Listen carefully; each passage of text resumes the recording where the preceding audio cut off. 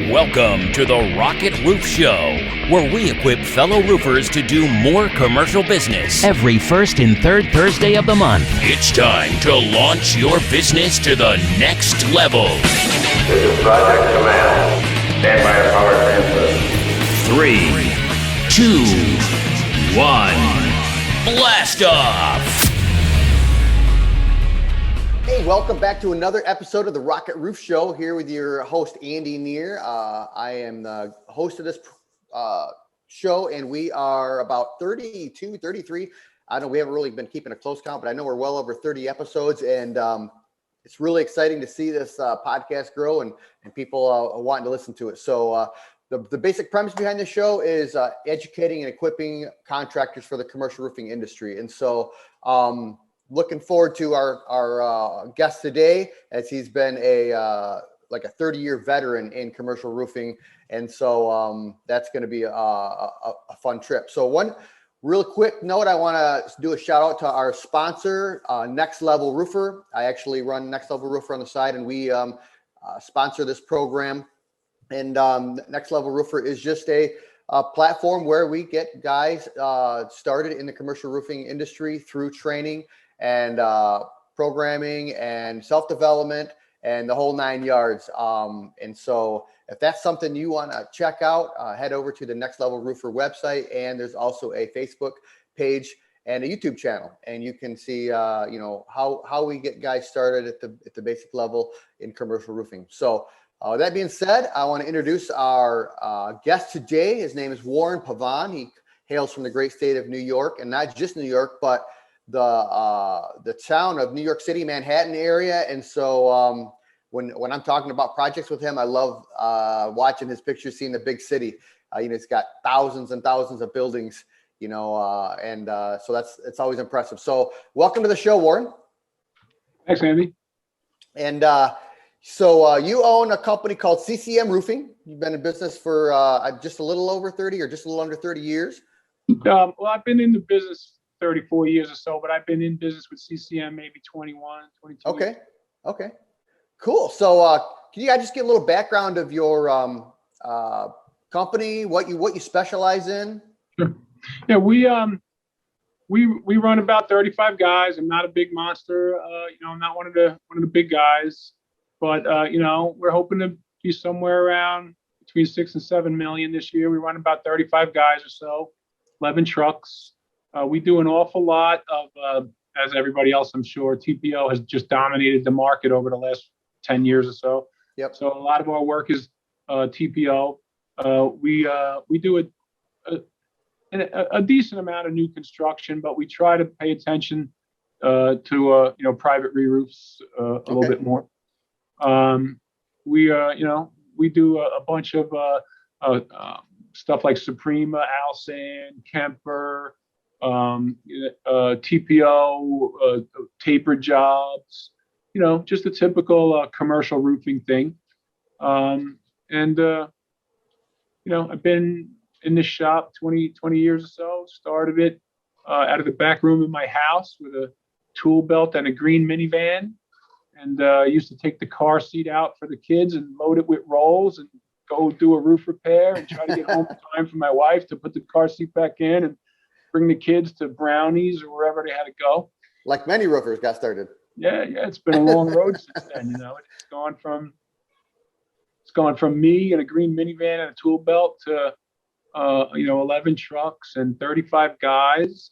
And when you add up all the wives and kids and stuff, we probably support well over 100 people through the efforts that originated out of a green minivan and my tool belt. And I'm probably more proud of that than anything else. Yep. Awesome. So we're talking today about profit, how to focus on and create profit in a roofing company. And it's kind of funny because I think a lot of guys, in myself for a long time, profit was just the big wad of money you take home at the end of the day when the job is done, right? But as much as we can define it, many guys, they don't see that profit. In fact, you and I had the same conversation a week ago, and I was talking to a guy 2 days ago that literally said, I did this big monster job, and it was a lot of money. And I got to the end of the job and there wasn't any money. And so I think that's a pretty common comment by a lot of guys. And so I know you're very passionate about this subject because, if you're not going to make a profit, why the heck are you in business? Yeah. Well, what happens is, you really have to watch your profit loss, and you have to know how to read your balance sheet, because it's a barometer, right? So as you're rolling through your year, you can be misled in many ways. I'm making money, I'm not making money, because you can look at your profit loss and think, wow, margins look fantastic, the money's great. But the thing is, moving forward and growing your business takes that money, right? So as we go from 5 million to 7 million, that extra 2 million is going to absorb all my net profit because it's going to need it. It's going to be an ongoing investment. So, as you go through your year and you watch that balance sheet and you watch your profit loss, and you can see that, hey, my net profit looks great and all my percentages are exactly where I figure them. But that doesn't mean at the end of the year you're going to be able to pull 700,000 out of this thing, because you're going to want to keep growing. It becomes addictive, and the growth is going to require that you invest that profit for as long as you want to keep growing. So I was given the advice 2 years ago, the year before COVID, that stop growing for 2 years, take the 700,000, put it in the bank for 2 years, and then start growing again. And that's good advice, but it's hard to take. Yeah. It's hard to say, I'm only going to do 5 million, and I'm not going to take these other jobs that come my way. It's very hard to say no when a good client is saying, hey, I got this $800,000 job and we want to give it to you. So you have to be able to watch your numbers, and before that, you have to know that your numbers are right when you put your bid together. You have to break everything down to the smallest line item to make sure that everything's there, everything's covered and compensated for. Otherwise, you get to the end of the year and that profit loss shows a negative number, and you've wasted a year of your life. So give me a couple of examples of line items, small or large, that people commonly miss in a roofing estimate. Right. So, or they think they're not important. We've done that video about the spreadsheet, which for you guys who have emailed me looking for it, it's done. And I polished it up. It's fantastic. I can't share it from this particular computer I'm on, but this weekend, Andy should have that. We did a video on how to use the spreadsheet. So when that comes out, I'll start emailing that spreadsheet out. But on that spreadsheet, and I don't use that spreadsheet anymore, I use the Edge. And if you guys are using the Edge, you know what I mean. And if you are considering the Edge, get it. But on there, we figure everything. My calculations in the spreadsheet figure the primer you're going to need per linear foot of edge metal. It figures the cover tape you're going to need for linear foot of edge metal. It figures the pourable sealer you're going to need for every pitch pocket. It automatically does these things for you so you don't forget them. Because, guys like me and you and, probably the majority of the guys in this business, we were roofers, and 85% of us go out of business in the first 1 or 2 tries. This is my 3rd try. We go out of business, and we don't go out of business because we do bad work. We're roofers. Installing the roof is what we do best. We go out of business because we get into business and we don't understand the difference between margin and markup. And we don't, we go through life thinking, oh yeah, we do 40 squares a day, no problem. But after the job is all job costed, at the end, it really is more like 3 squares per man. And if you put 5 guys on the job, and that's 15 squares a day, and you might have thought you're going to get 30. And at the end of the job, you didn't make any money. And if you're not job costing your jobs to find out, then you do it again and again and again and again. And at the end of the year, you didn't make any money. At the end of 10 years, you didn't make any money because you're paying attention to your strengths, but you really need to pay attention to your weaknesses. So you want to just take a few minutes to show your spreadsheet? We're not going to go to it in depth because we did it on another video, but you can just kind of skip through it. I can share the edge. I don't have that spreadsheet in my office computer. I built it on my home computer, and it's not here. Okay. But I can show you. I can show you this. You got to let me screen share. Jonathan, are you there? Jonathan's well, he's the one that's the host, and he's going to have to allow you to share. And I forgot to tell him that you might share something. Okay. So, all right. So look, you have to break things down to the smallest line item, right? Yep. Not figuring primer for all your edge metal sounds like a medial thing, but primer ain't cheap. It's better part of $300 a can, and if over the course of the year you've shorted yourself out of 30 cans, that's a lot of money. The same thing with fasteners. Fasteners aren't cheap. If you're taking your best guess at fasteners and you're short over the course of the year, that's a lot of money. Mm-hmm. It's dumpsters. If you're not got a good calculation on how many dumpsters over the course of the year, that's a lot of money. And we're not dying. We're not going out of business over big gaping wounds. We're dying from bleeding to death over 1,000 small cuts. And if you're not constantly searching for what those little cuts are, then you're never going to heal this thing, and you're never going to get it right. So you got to get this thing down to the smallest possible line items when you put your bid together. Yep. There's your edge metal, your primer, your tape, the caulk. There's your pitch pockets, the primer, the grout, the pourable sealer. There's your air conditioner curbs. You got 1-inch ISO that goes on them. You got bonding adhesive. Do you got skirt metal? Do you got corners? Do you got the pitch pocket, the primer, the pourable sealer, the cricket if you need it? All those little things that a lot of guys just say, oh yeah, $3.50 a square foot. That's what my competitors do it at. That's what I'll do it at. Yeah. But your competitors are losing money too. Yeah. You have to separate yourself. You have to decide what niche you're going to be in. What about the guys that maybe they have a rainy season or whatever? They maybe they have some hiccups in the project and they're paying some overtime. And a lot of people when they're bidding jobs, they didn't bid overtime in that job. No, if you bid overtime, you won't get the job. Talk a little bit about how guys can get over that hurdle of, you got overtime. Okay. Is that just an unforeseen thing, or you got to deal with it, or is there a way to deal with it?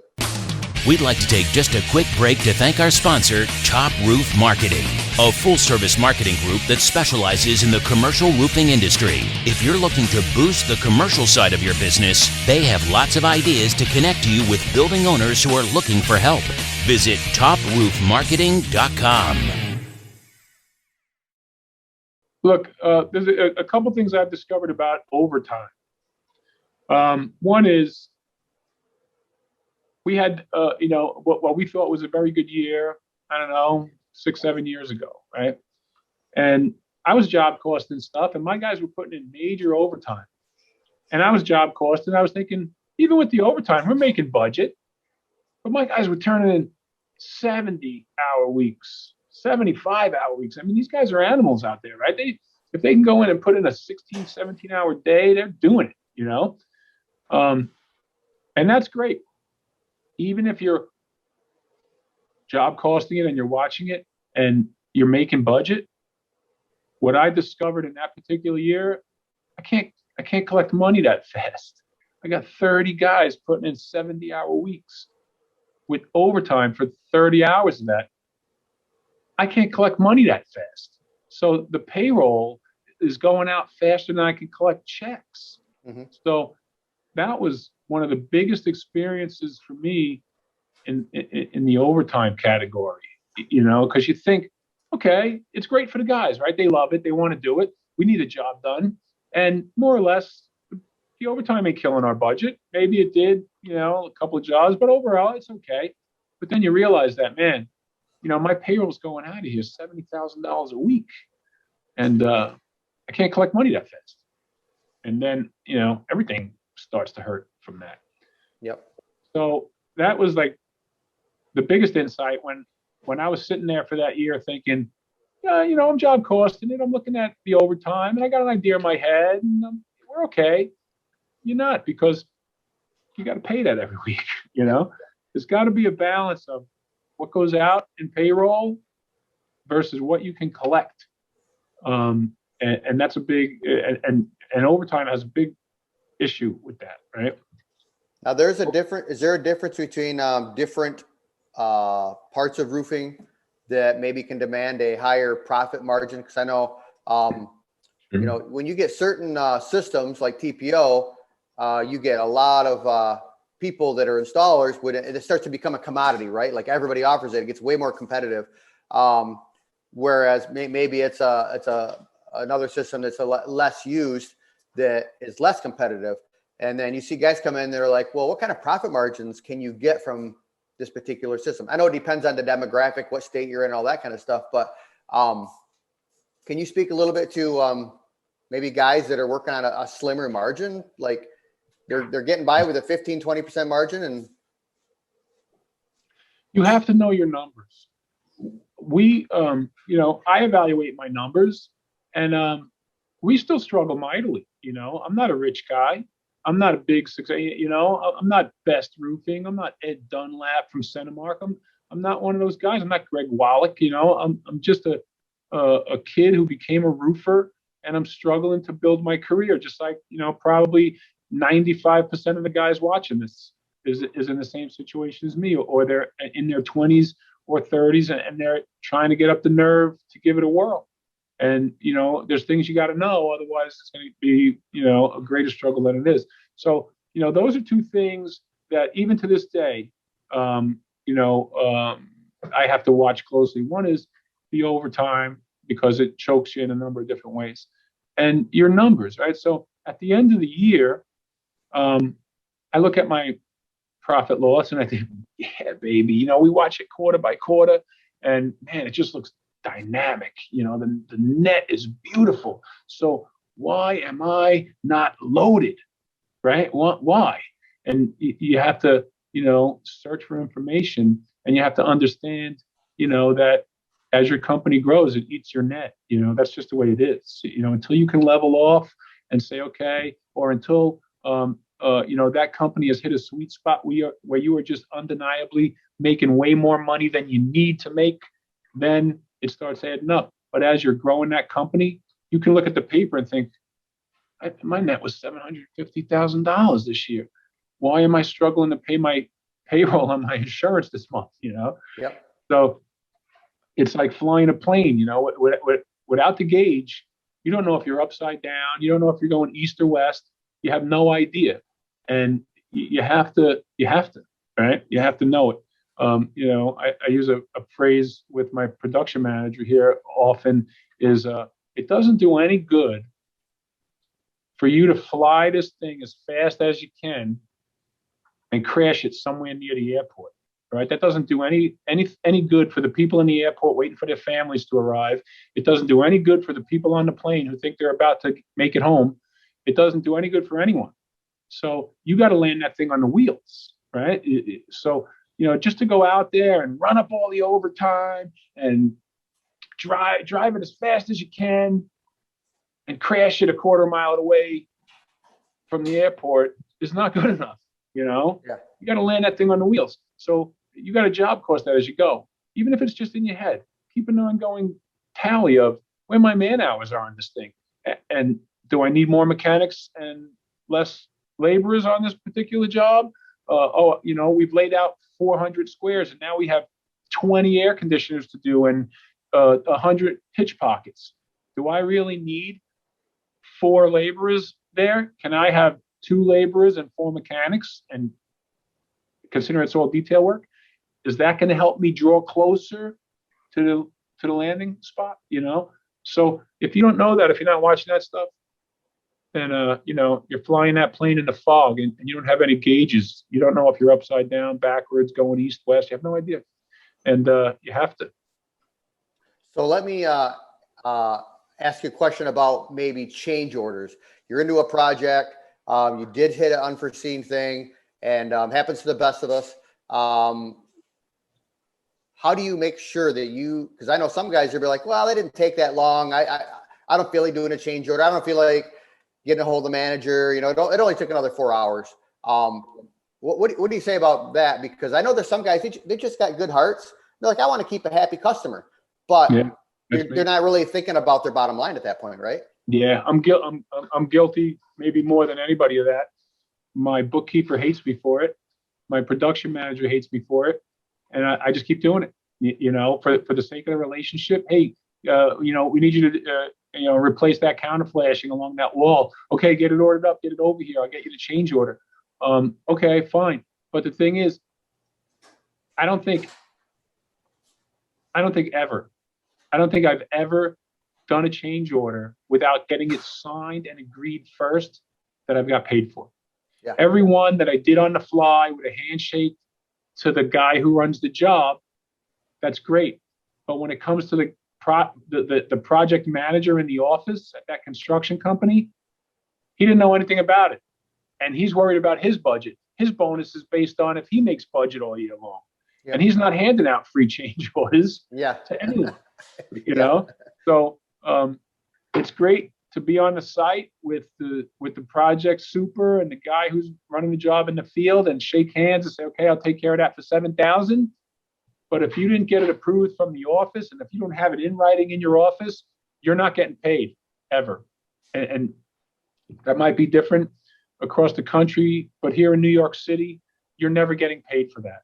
You know, you're going to do that work and you're going to leave that somewhere. You know, when you sit down at the table to deal the next hand, that you know, you're going to pull that ace out of your sleeve on the next job and try to make up for it. But change orders will kill you. You have to get it in writing before you do anything. Oh no, we need you to do this tomorrow. Okay, well then you better sign it today. You know, you got to be here in the morning. We need this done tomorrow morning. Otherwise, 4 other trades get held up. Okay, you got to sign it today then. Yeah. You know. Yeah. And then, you know, from my side, if we can't get the paperwork to him today, then he's still expecting me to be there tomorrow. And that's when I eat it. Yeah. So we've changed some things around here over the last few years that, you know, immediately, if there's a problem, I call my estimator who's sitting over there where he is right now. I don't know. But I got 2 estimators. And if we need a change order, I'll call them from the job site. Hey, that leads me to my last question, because we're running up to our time limit here. But let's say you're like, a lot of guys, they start off the roofing business like you, one man in a truck, and they're doing everything themselves. But when you grow bigger and bigger, you don't have time to do all those details, every little line item, right? Like you want to, and you're the guy with all the knowledge in your head, but you know, numbers are not my strong suit. You know, sales is my strong suit. Yeah. And so, would you say that getting an estimator on board that actually has the time and the patience to be very thorough on an estimate like that is a good move for some guys? Absolutely essential. Absolutely essential, because like you, Andy, I built this business with my personality and the person that I am. You know, and that's what sells jobs. You know, like my bookkeeper, my controller here tells me all the time when I'm in the office too much, what are you doing here? You know, you're supposed to be out there shaking hands and kissing babies. You know, You're supposed to be out there running for president. And that's how you sell jobs, and leave this to us, right? So when I got it up to, you know, somewhere close to 3 million a number of years ago. And I went to my friend who's been a great mentor to me, and you know, appealed to him for advice. And he said, you know, the problem is you're still running this thing like you're working out of the back room in your house, and it's not a home-based business anymore. You know, you can't run it like that. You're gonna crash. So you know, you have to have the players, and you have to, you know, make your decision on who you're going to bring on, right? And one of the things you got to bring on, very first thing, you know, the first advice I was given, get a good bookkeeper and a good lawyer. And that's step one. You know, and when you get this thing where it's bigger than you, you need administration, right? You need somebody who's going to do the paperwork. You need an estimator. After that, if you're still coming out of the back room in your house, you need, before you even get out of the back room in your house, you need a good bookkeeper and a good lawyer, right? Then once you get it past that, then you need some kind of administration where they can handle all that paperwork, because you're not doing it, especially at that phase. You're out in the field, you're selling jobs, you're making deals. Somebody's got to be doing that paperwork. Otherwise, you're going 150 miles an hour and you forget. And at the end of the year, you're left 300,000 on the table, and nobody's calling you saying, "Hey, I got that 300,000 I owe you." Nobody's doing that, So one last question before we end this the show here is, when everybody's bidding jobs, they got two things in their mind. I want the job, but I want to make as much profit as possible. So you got the I want to make as much profit as possible on this side, and you're like, I want the job. So you got this idea in your head of where your number should be. And a lot of guys sell on price. I get that. A lot of new guys, they sell on price or really strongly sell on product. So what techniques do you lean on? Because I know you're not the cheapest guy, so you're not selling on price. What techniques do you lean on so that you can land the job, but you're still making good profit?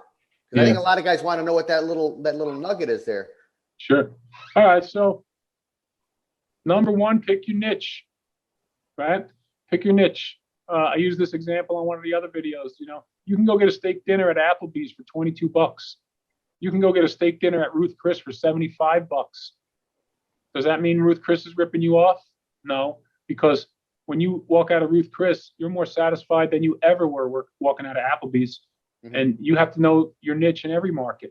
So, one thing that I've done, and I think I've done it well, and, might not have made it if I didn't. I've made my niche, and it's not the cheap one. Mm-hmm. And a lot of people who have come to me through the years say, "Hey, dude, you're way too high." Then I just can't help you. You got to weed those people out. If you raise your prices to where you need to be, and you know your numbers, and you raise your prices, those people who expect you to work for free will go away. They'll stop calling you, and you need them to. Yeah. You can't run around seeing leads for a guy who is never going to award you a profitable job.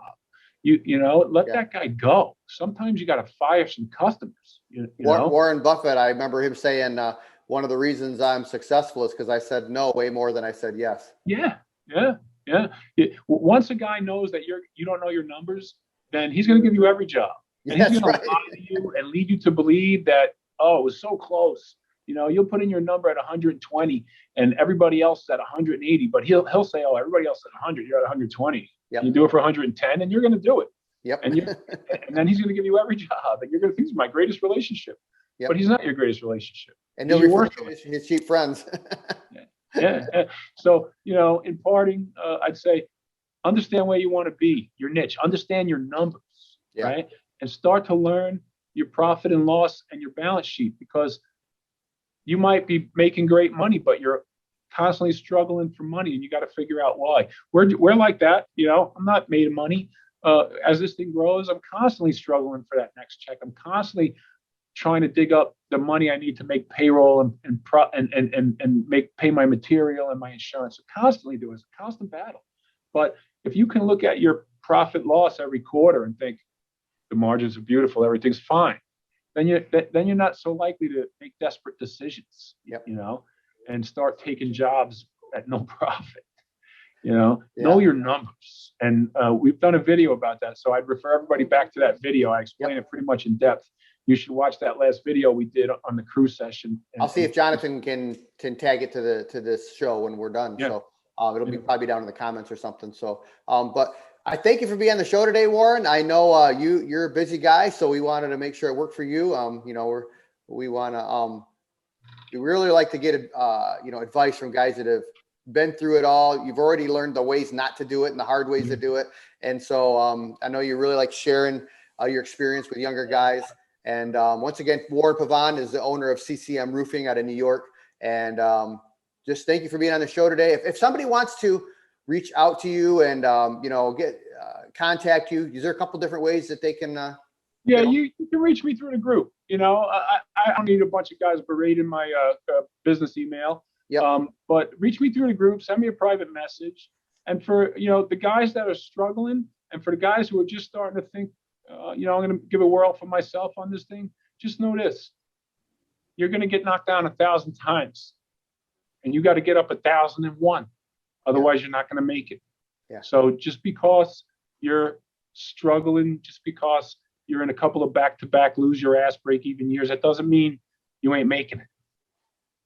Yeah. Yep, exactly. Appreciate it. All Well, right. Thank you for being on the show today, Warren, and we'll see you around. All right, Andy. Thanks, brother. You've been listening to the Rocket Roof Show podcast. Be sure to subscribe through your favorite podcasting platforms such as iTunes or Google Play to get the latest episodes as they are launched. For more, please follow us on social media or visit our website at rocketroofshow.com. We look forward to joining you here again soon at the next launch.